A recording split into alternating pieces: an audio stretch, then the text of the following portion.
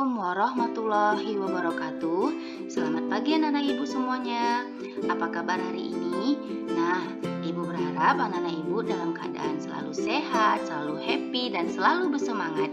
Ingat, pada masa pandemi COVID-19 ini, anak-anak ibu harus menjaga kesehatan, dilarang berkerumun, dan menggunakan masker dimanapun kita berada. Nah, pada pembelajaran hari ini kita akan belajar tentang hak dan kewajiban.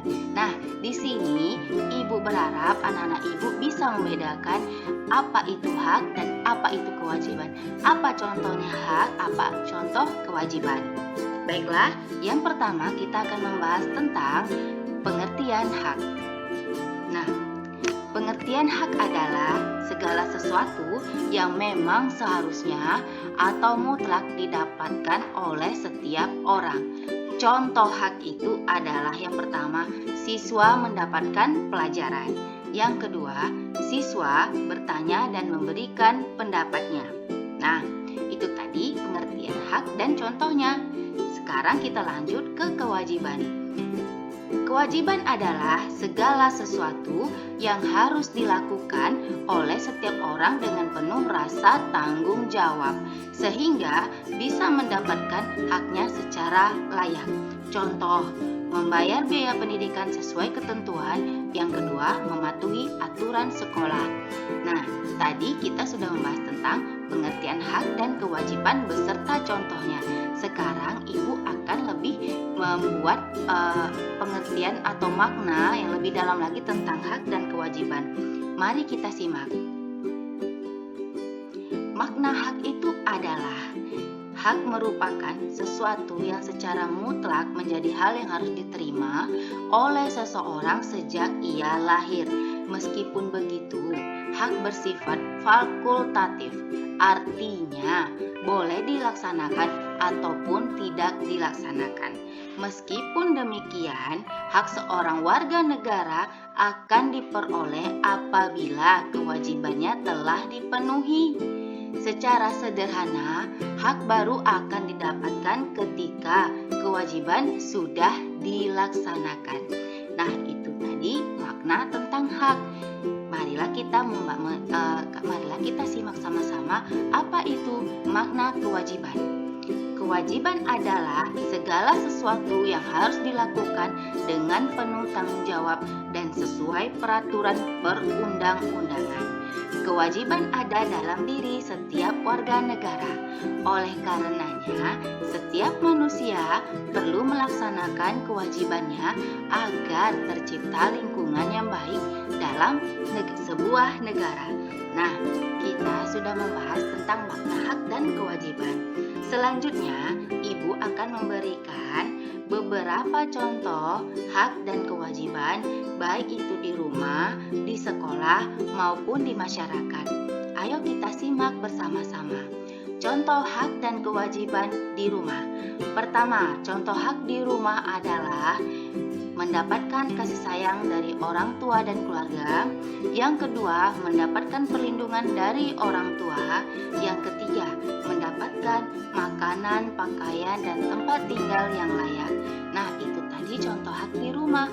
Sedangkan contoh kewajiban di rumah adalah yang pertama, membantu orang tua menyelesaikan pekerjaan rumah.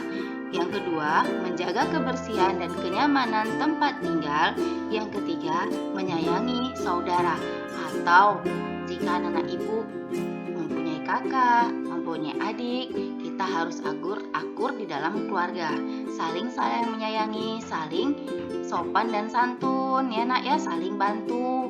Jangan malas-malasan. Nah, itu tadi hak dan kewajiban di rumah. Bagaimana yang di sekolah? Nah, contoh hak di sekolah yang pertama adalah mendapatkan pendidikan dan pengajaran dari guru. Yang kedua, mendapatkan kenyamanan dalam belajar. Yang ketiga, menggunakan fasilitas-fasilitas yang ada di sekolah. Nah, anak-anak ibu, ketika masa pandemi COVID ini, guru memberikan fasilitasnya yaitu berupa pembelajaran lewat daring. Anak-anak ibu bisa menyimaknya, anak-anak ibu bisa belajar dengan lebih baik lagi.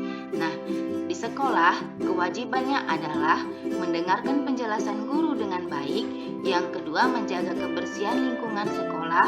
Yang ketiga, menjaga dan merawat fasilitas-fasilitas sekolah. Nah, di sini anak-anak ibu diharapkan selalu menjaga kebersihan dan menjaga selalu apa yang ada di sekolah. Tidak boleh dirusakkan. Contoh, meja jangan dicoret-coret, kursi jangan dicoret-coret, buang sampah pada tempatnya. Jika sekolah kita terlihat bagus, terlihat indah, maka anak-anak ibu pun akan ikut bangga, ya kan anak-anak ibu? Ayo kita lanjut. Contoh hak dan kewajiban di masyarakat. Pertama adalah mendapatkan bantuan atau pertolongan dari tetangga. Yang kedua, mendapatkan ketenangan dan kenyamanan dalam hidup bermasyarakat. Yang ketiga, menggunakan fasilitas-fasilitas umum di masyarakat. Nah, itu tadi adalah hak di dalam masyarakat.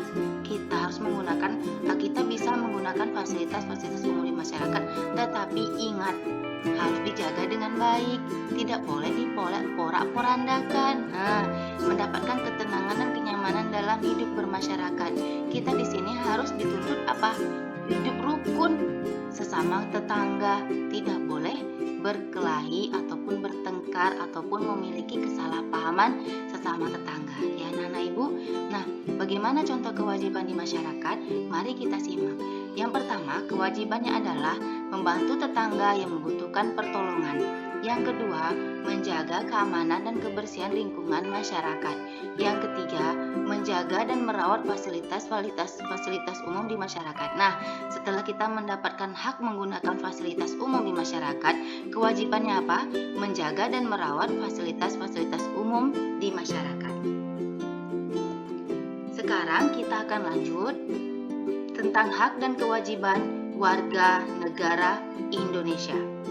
Nah, kita akan membahas satu persatu. Apa hak warga negara Indonesia itu dan apa kewajiban warga negara Indonesia? Yang pertama, haknya adalah setiap warga negara berhak memperoleh pendidikan dan pengajaran. Yang kedua, setiap warga negara memiliki kedudukan yang sama di hadapan hukum. Yang ketiga, setiap warga negara berhak atas pekerjaan dan penghidupan yang layak. Yang keempat, setiap warga negara berhak mendapat pengakuan dan perlindungan hukum. Nah, itu tadi adalah tentang hak. Bagaimana dengan kewajiban? Kewajiban warga negara Indonesia yang pertama adalah setiap warga negara wajib membayar pajak dan retribusi yang telah ditetapkan oleh pemerintah pusat dan daerah berdasarkan peraturan perundang-undangan yang berlaku. Yang kedua, setiap warga negara wajib membela dan mempertahankan kedaulatan Negara Kesatuan Republik Indonesia atau NKRI. Yang ketiga, setiap warga negara memiliki kewajiban untuk taat, tertib, tunduk, dan patuh terhadap segala hukum yang berlaku di wilayah Negara Kesatuan Republik Indonesia. Yang keempat, setiap warga negara wajib turut serta dalam membangun bangsa dan tanah air agar menjadi bangsa yang lebih baik lagi. Oke, bagaimana pelaksanaan hak dan kewajiban itu? Nah, kita harus memperhatikan hal-hal yang harus kita taati atau harus kita ikuti, ya nak ya. Hal-hal yang perlu diperhatikan, pertama, hak dan kewajiban harus dilaksanakan secara seimbang dan bertanggung jawab. Yang kedua, seseorang akan mendapatkan haknya setelah melaksanakan kewajibannya. Yang ketiga, saling menghormati dan menghargai hak dan kewajiban orang lain. Yang keempat, tidak memaksakan kehendak kepada orang lain untuk melaksanakan kewajibannya. Nah, itu tadi hal-hal yang perlu diperhatikan pada pelaksanaan dan kewajiban.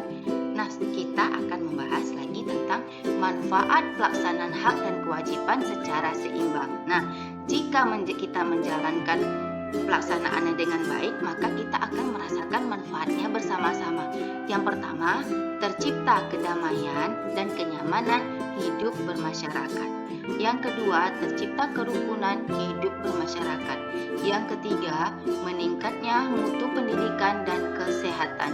Yang keempat, keadilan dan kesejahteraan akan merata. Nah, anak-anak Ibu, itu tadi tentang pengertian hak dan kewajiban, makna hak dan kewajiban, kemudian beberapa contoh hak dan kewajiban baik itu di rumah, di sekolah, di masyarakat. Kemudian kita membahas hak dan kewajiban warga negara Indonesia ya Nak ya. Kemudian kita memperhatikan hal yang perlu diperhatikan ketika melaksanakan hak dan kewajiban. Dan yang terakhir kita membahas tadi manfaat pelaksanaan hak dan kewajiban secara seimbang. Ibu berharap di sini anak-anak Ibu lebih pahami lagi dan bisa membedakan hak dan kewajibannya. Nah, untuk tugasnya sudah Ibu upload di Classroom. Anak-anak Ibu bisa mengerjakan tugasnya setelah melihat YouTube ini ya, atau melihat video pembelajaran kita hari ini. Nah, Ibu minta maaf jika ada kesalahan baik itu dalam perkataan Ibu, baik dalam pengeditan maupun tulisannya. Ibu minta maaf. Dan Ibu akhiri, wabillahi taufiq wa hidayah. Wassalamualaikum warahmatullahi wabarakatuh. Selamat dan terima kasih.